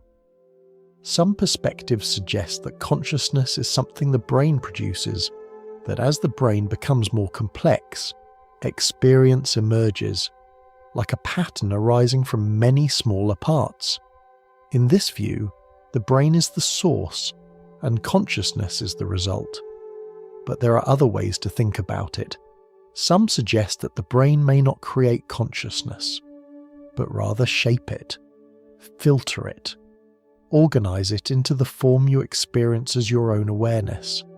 In this view, consciousness is not something that appears at the end of a process, but something more fundamental, something that exists in its own right and is structured by the brain into the experience of a world. You don't need to decide which of these perspectives is correct. It is enough to notice the mystery itself, that no matter how much we learn about the physical processes of the brain, the simple fact of experience remains unexplained. You can imagine describing a piece of music entirely in terms of sound waves. You could measure its patterns, its frequencies, its changes over time. You could represent it in precise detail, but none of that would capture what it feels like to hear the music, the emotion, the movement, the sense of meaning that arises as the notes unfold. In the same way, describing the brain may never fully capture what it feels like to be conscious, and this suggests something quietly significant. That experience is not just another feature of reality, but something that may stand apart from the structures we use to describe the world. Not separate in the sense of disconnected, but different in nature. Something that cannot be fully reduced to the objects, the space, or the time that you have been exploring. You might begin to sense this even in simple moments, when you close your eyes and notice a thought forming, when you feel an emotion rising without knowing exactly why, when you become aware of being aware. There is a quality to these moments, something immediate and undeniable, that does not feel like an object in space or an event moving through time. It simply is. And perhaps this is why the question of consciousness feels so different from other scientific questions. It is not something you observe from the outside, it is what you are, from the inside. And as this realization settles, gently and without pressure, the direction of inquiry begins to shift. Up to this point, you've been exploring the world, its structure, its appearance, its possible layers. But now, the focus turns inward, toward the one who experiences it all. If space and time may not be fundamental, if objects may be part of an interface, if perception shapes everything you know, then what is the role of the experiencer? What is it that sees, hears, feels, remembers, and wonders? Is it simply another process within the system? Or could it be something more central, something that does not arise from the interface, but participates in creating it? You do not need to answer this tonight. It is enough to notice the question, to feel its presence, quietly unfolding, as your awareness turns gently toward itself. As the question of experience begins to take center stage, something shifts, almost imperceptibly, in the way you approach the idea of reality. Up until now, it may have felt natural to think of consciousness as something that appears within the world, something produced by the brain, much like heat is produced by fire or sound is produced by movement, And in many ways, this view has been deeply successful. It allows us to connect changes in the brain with changes in experience, to understand how injuries affect perception, how chemicals alter mood, how different regions contribute to memory, language, and awareness. The brain, in this picture, becomes the source of the mind, the place where experience is generated. But if you stay with the question just a little longer, another possibility begins to quietly emerge. What if the relationship runs in a different direction? What if the brain does not create consciousness, but shapes it? You might think of it like a radio. When you adjust the tuning, the sound changes. The music becomes clearer or fades into static, but the radio is not creating the music itself. It is selecting, filtering, organizing something that is already present in a broader field. In this analogy, the brain would be less like a generator and more like a receiver or a filter. It structures experience, gives it form, organizes it into the coherent world you perceive, but does not necessarily produce it from nothing. This idea may feel unfamiliar at first, even slightly counterintuitive. After all, we're used to thinking of physical processes as primary and experience as something that arises from them. But the more you reflect on it, the more you may notice that experience is the one thing you cannot step outside of. Everything you know about the brain, about the world, about physics or biology, all of it appears within consciousness. You never observe the brain directly as a thing separate from experience. You see images, read descriptions, interpret data, all within awareness. Even the most detailed scientific model exists as a set of experiences, visual, conceptual, linguistic, that arise in the mind. So in a quiet sense, consciousness is not something you encounter within reality. It is the medium through which reality is encountered. And this opens the door to a different kind of question. Not, how does consciousness arise from matter? But how does the world of matter appear within consciousness? You don't need to choose one view over the other. Both perspectives have their place, and both continue to be explored in different ways. What matters here is not deciding which is correct, but allowing the possibility that the relationship may not be as simple as it first seems. There may not be a single direction from brain to experience, but a more subtle interaction between them, one that we are only beginning to understand. You might notice this subtlety in your own awareness. When you focus on a thought, it becomes clearer. When you let it go, it fades. When you attend to a sensation, it sharpens. When your attention drifts, it softens into the background. Experience seems to respond, not just to physical processes, but to the movement of attention itself. This does not prove anything on its own, but it suggests that consciousness is not merely a passive result. It has a structure, a presence, a way of organizing what appears within it. Some ideas go further and suggest that consciousness may be a fundamental aspect of reality, not something that emerges at a certain level of complexity, but something that is always present in some form, shaping and being shaped by the systems through which it is expressed. In this view, the brain becomes a kind of interface, not just for perceiving the world, but for structuring consciousness into the particular perspective you experience as yourself. Your thoughts, your memories, your sense of identity, all of these arise within that structure, giving your awareness a specific form, a specific point of view. But beneath that structure, there may be something more general, more open, less confined to a single perspective. Again, this is not something that needs to be believed or accepted. It is simply a way of exploring the possibilities, of gently expanding the space of what might be true. Because the question of consciousness remains one of the deepest and most open questions we have. Even as science advances, even as we map the brain with increasing precision, the nature of experience itself remains elusive. It does not fit neatly into the categories we use for physical objects. It does not behave like something located in space or something moving through time. It is immediate, present, always here.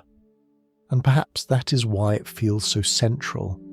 Not because it has been proven to be fundamental, but because it is the one thing that cannot be set aside. The one thing that is always part of the equation, no matter how the equation is written.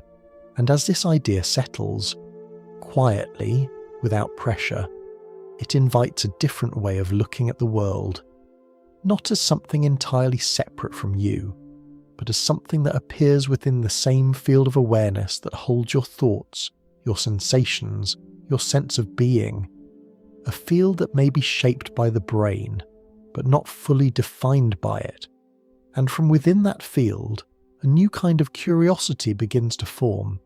If consciousness is not simply a byproduct, if it plays a more central role in the way reality is experienced, then what happens when different experiences interact? What is the structure of reality if it is built not from objects but from experiences themselves? As the question of consciousness begins to open, something else quietly begins to rearrange itself. The way you think about reality, the way you imagine what truly exists, starts to loosen, just slightly, from the idea of solid objects sitting in space.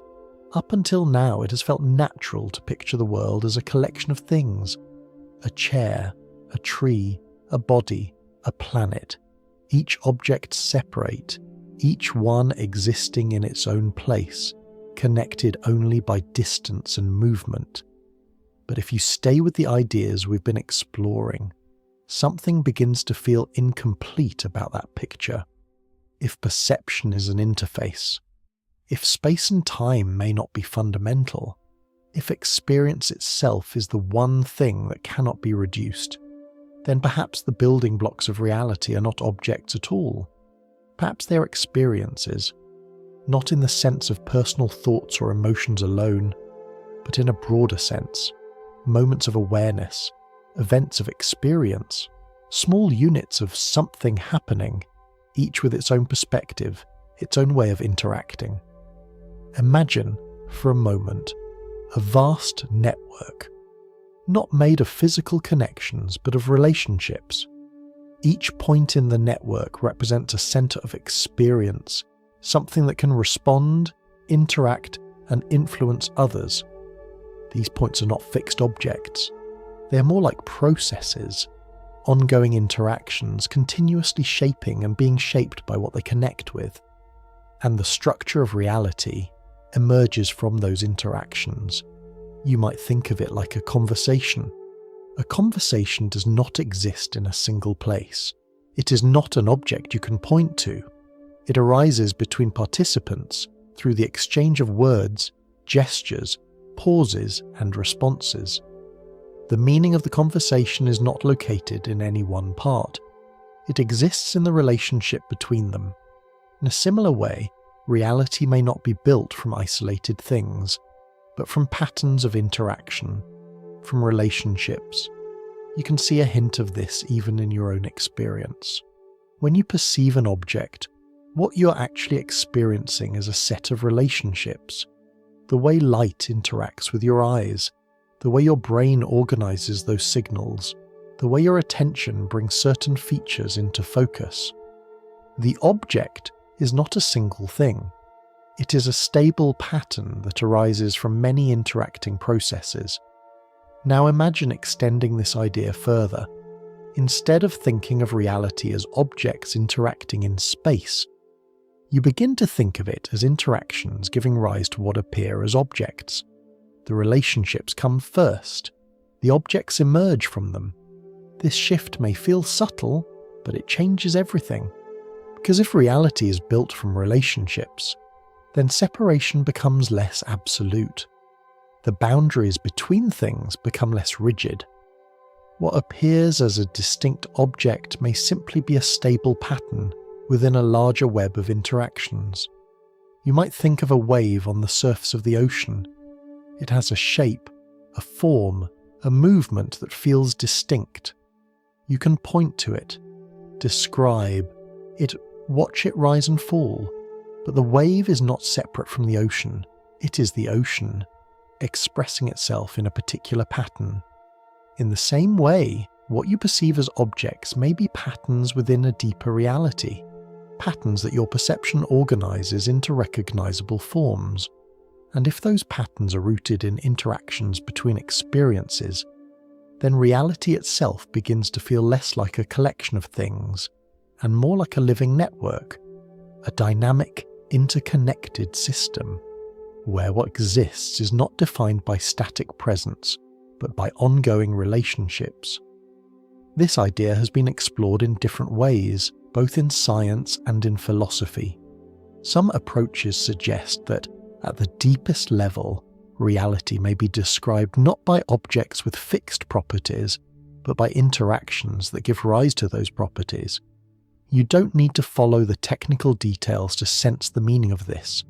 It is enough to notice the direction of the idea, from things to relationships, from objects to interactions, from structure to process.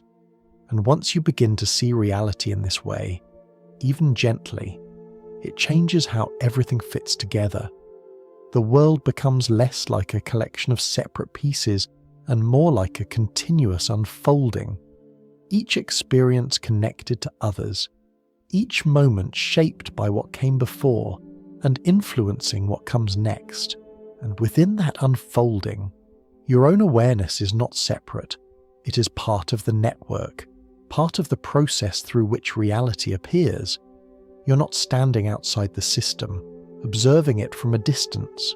You're within it, participating in it, contributing to the patterns that arise.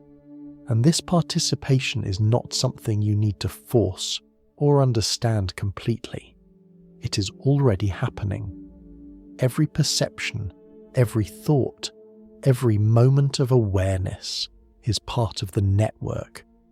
And as this idea settles, slowly, gently, it invites a different kind of perspective. If reality is not made of separate objects, but of relationships between experiences, then the world you see may be a way of organizing those relationships into something stable, something familiar, a kind of interface, once again, but this time not just for objects in space, but for a deeper web of interactions unfolding beneath the surface. And from within this perspective, a quiet question begins to form. If reality is built from relationships, from experiences interacting with one another, then what gives rise to the sense of a single unified world? Why does everything appear so coherent, so consistent, as though it belongs to one shared reality? What holds the network together in a way that feels stable enough to live within? As the idea of a network of experiences begins to settle, something subtle shifts in how the world feels, not in what you see or hear or touch, but in how you understand what those experiences might be. Up until now, the word illusion may have lingered quietly in the background.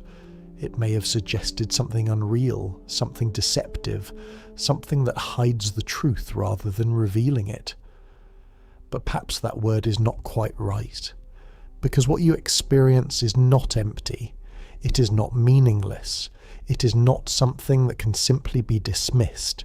It is structured, coherent, consistent in a way that allows you to live, to move, to connect, to care. So rather than thinking of reality as an illusion in the sense of being false, you might begin to think of it as something constructed, not constructed in a deliberate or artificial way, but emerging naturally from the interaction between perception, experience, and whatever deeper structure lies beneath. You might think of it like a story. A story is not a physical object. It does not exist in space the way a chair or a tree appears to. And yet, when you are immersed in it, it feels real. The characters matter. The events unfold with meaning. There is a sense of continuity, of presence, of something happening. The story is constructed, but it is not meaningless. In the same way, your experience of the world may be constructed, but deeply meaningful. The colours you see, the sounds you hear, the sensations you feel, all arise within a framework shaped by your mind, your body, and the deeper processes that support them. They are not direct representations of what exists at the most fundamental level, but they are not random either. They form a coherent world, one that is stable enough to navigate, rich enough to engage with, and consistent enough to trust. You might begin to notice this construction in small ways.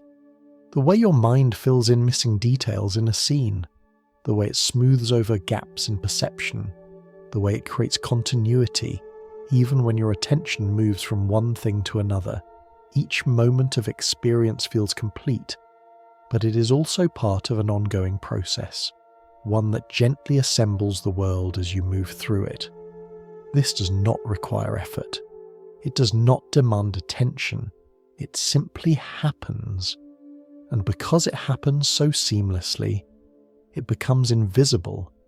But once you begin to notice it, even faintly, the world takes on a different quality, not less real, but more layered, more like something that is being presented rather than something that exists in exactly the way it appears. You might think of it like looking at a painting. From a distance, it feels whole. The image is clear, the scene makes sense, but if you step closer, you begin to see the brushstrokes, the textures, the subtle ways in which the image has been constructed. The painting does not become less real when you see these details, it becomes richer. In the same way, recognizing that your experience is constructed does not take away its meaning. It adds depth. It reveals that what you see is not the full structure of reality, but a meaningful expression of it, a way of translating something deeper into a form you can live within. And perhaps this is why your experience feels so coherent, not because it is a perfect reflection, but because it is shaped to be consistent, to align with your needs, your perceptions, your way of interacting with the world. This consistency gives rise to a shared sense of reality. You and others can agree on objects, on events, on patterns in the world, because your systems of perception are similar enough to produce overlapping experiences, not identical, but close enough to create a stable, shared world. And within that shared world, meaning arises, relationships form, stories unfold, life takes shape, all within a framework that is constructed, but not arbitrary.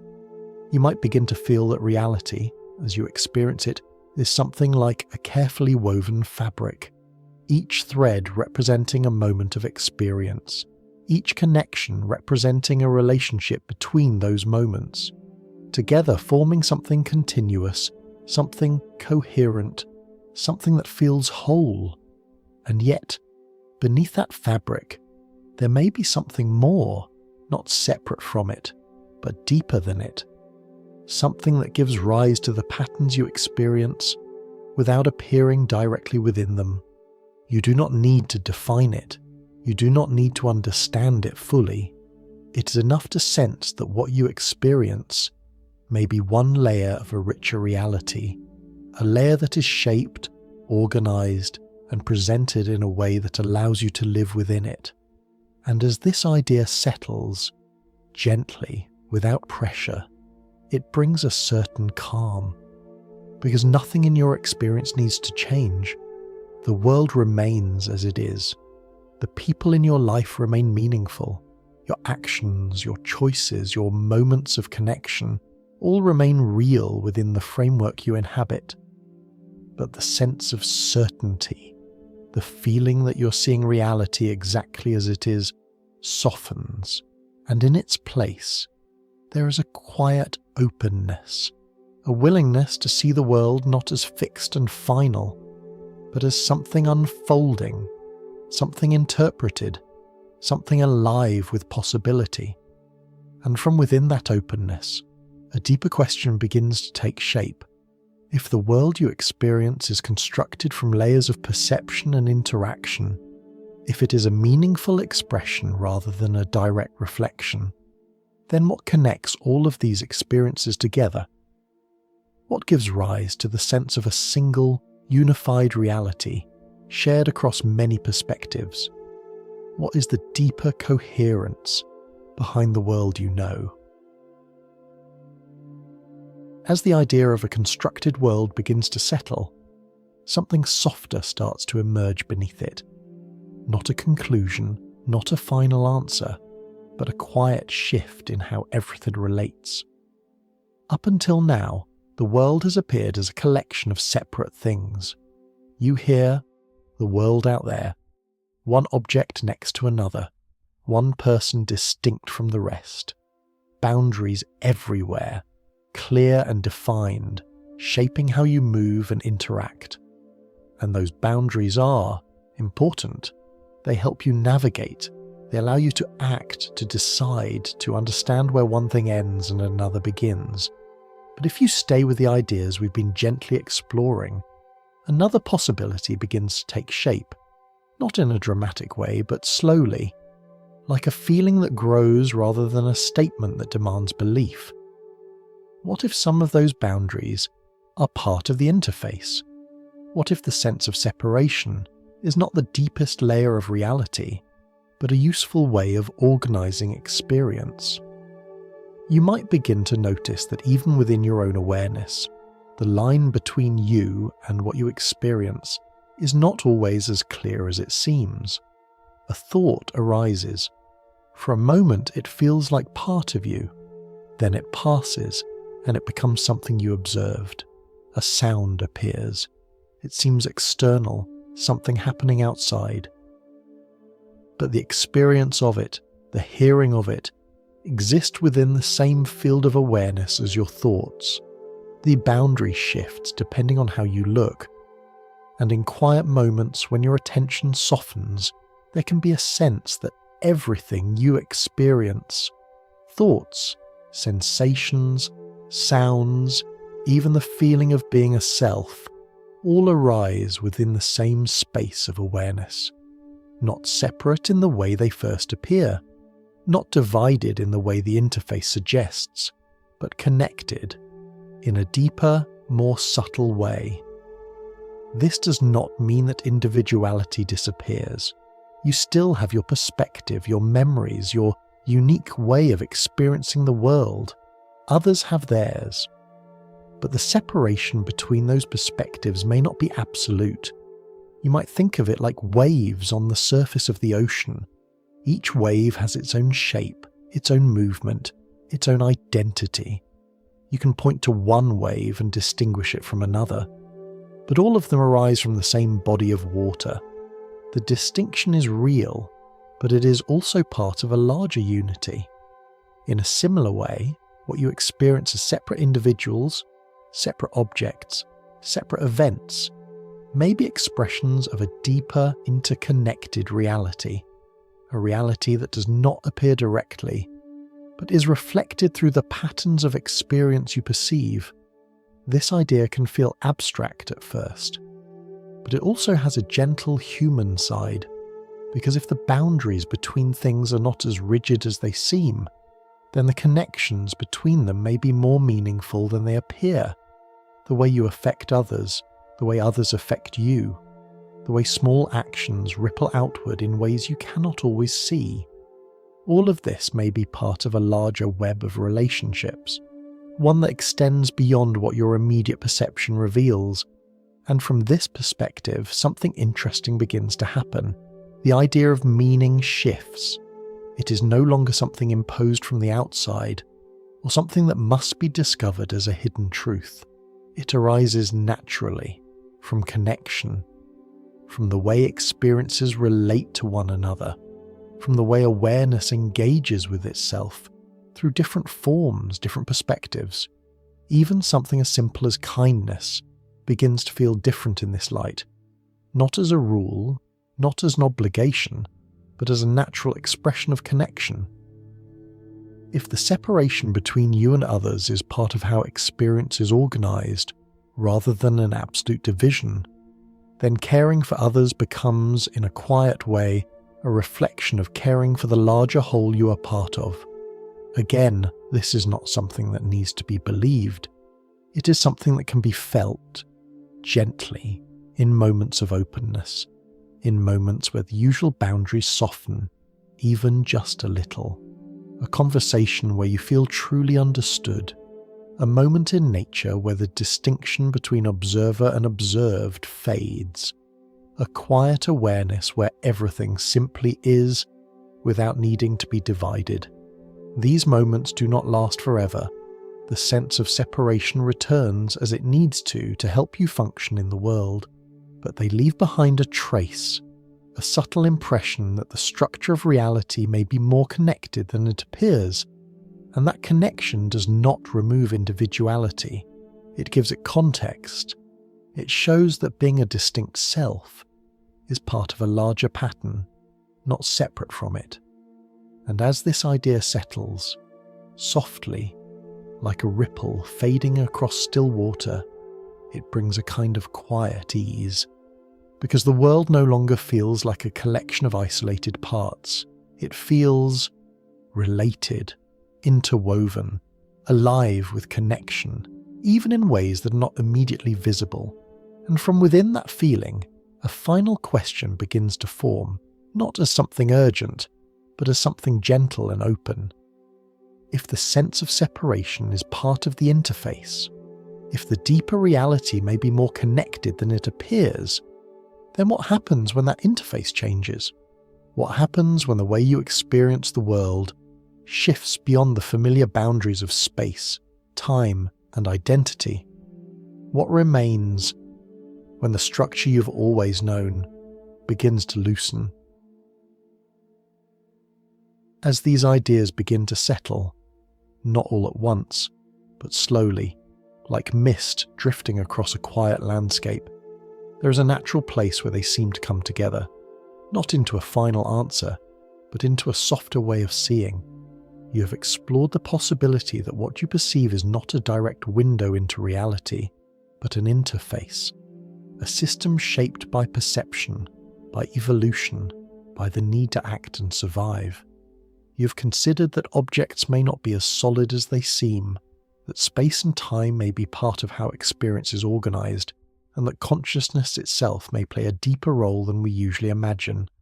And through all of this, one gentle image begins to form, the idea of a kind of headset, not a physical device, but a way of describing how experience is presented, a layer through which reality appears, shaped into the familiar forms you know, objects, distances, moments, identities. When you're fully within this experience, it feels complete. It feels real in every sense that matters. You move through it, respond to it, build your life within it. There is no sense that anything is missing. But if you imagine, just for a moment, the possibility of stepping outside that layer, the perspective begins to shift, not because the world disappears, but because the way it appears might change. The shapes, the boundaries, the sense of separation, all the structures that define your everyday experience, yet may be part of the interface itself. And beyond that interface, there may be something deeper, something not easily described in terms of space or time, objects or events. This is not something you need to see clearly. It is not something that needs to be defined or understood. It is enough to allow the possibility that what you experience is one way of encountering reality, not the only way, and not necessarily the final one. This idea can sometimes be linked, gently and carefully, to the way we think about the end of life. From within the interface, the body feels like who you are. Your thoughts, your memories, your sense of identity, all seem tied to it. And when you imagine the body no longer functioning, it can feel as though everything simply stops. But if the body is part of the interface, if it is the form through which experience is structured, then its ending may not be as simple as it appears. Not necessarily an ending in the absolute sense, but a change in how experience is organized, a transition that cannot be fully imagined from within the current perspective, in the same way that you cannot fully imagine what lies outside an interface while you're still inside it. This is not a claim, not a conclusion. It is simply an opening, a way of allowing uncertainty to exist without fear. Because the truth is, you do not need to resolve this question tonight. You do not need to know what lies beyond the structures you experience. You're already here, already within the experience of being, and that experience, whatever its deeper nature may be, is complete in this moment. You can feel the gentle rhythm of your breath, the subtle presence of your body resting, the quiet flow of thoughts, coming and going without effort. All of this is part of the interface and part of the mystery at the same time. You do not need to separate them. You do not need to step outside of anything. There is a certain peace in allowing things to be as they are, in recognizing that the world you experience, whether constructed or fundamental, whether interface or reality, is the space in which your life unfolds, and that space, whatever its deeper nature may be, holds everything that matters to you. Your connections, your memories, your moments of joy, of curiosity, of quiet reflection. None of that becomes less meaningful because of these ideas. If anything, it becomes more so, because it reminds you that experience itself is something remarkable, not something to take for granted, but something to notice gently as it happens. And perhaps that is where this journey naturally comes to rest, not in a final answer, but in a quiet awareness that whatever reality may be, however deep its layers extend, you are already part of it, already within it, already experiencing it in the only way that is available to you in this moment, and that is enough. As your thoughts begin to slow and your attention softens, you may find that these ideas drift gently into the background, like distant echoes, still present, but no longer demanding attention, and in their place, there is simply the feeling of being here, calm, present, at ease. And so, we've reached the end of tonight's exploration. Whether your eyes are still open, or you're already floating somewhere between waking and dreaming, thank you for being part of this little journey. If you'd like to join me again for more gentle wanderings, you're always welcome to subscribe or share this with someone who could use a peaceful pause. Time has a way of slipping through our fingers, but here, in this quiet moment, it's just you and the soft hush of rest. Sleep peacefully wherever and whenever you may be.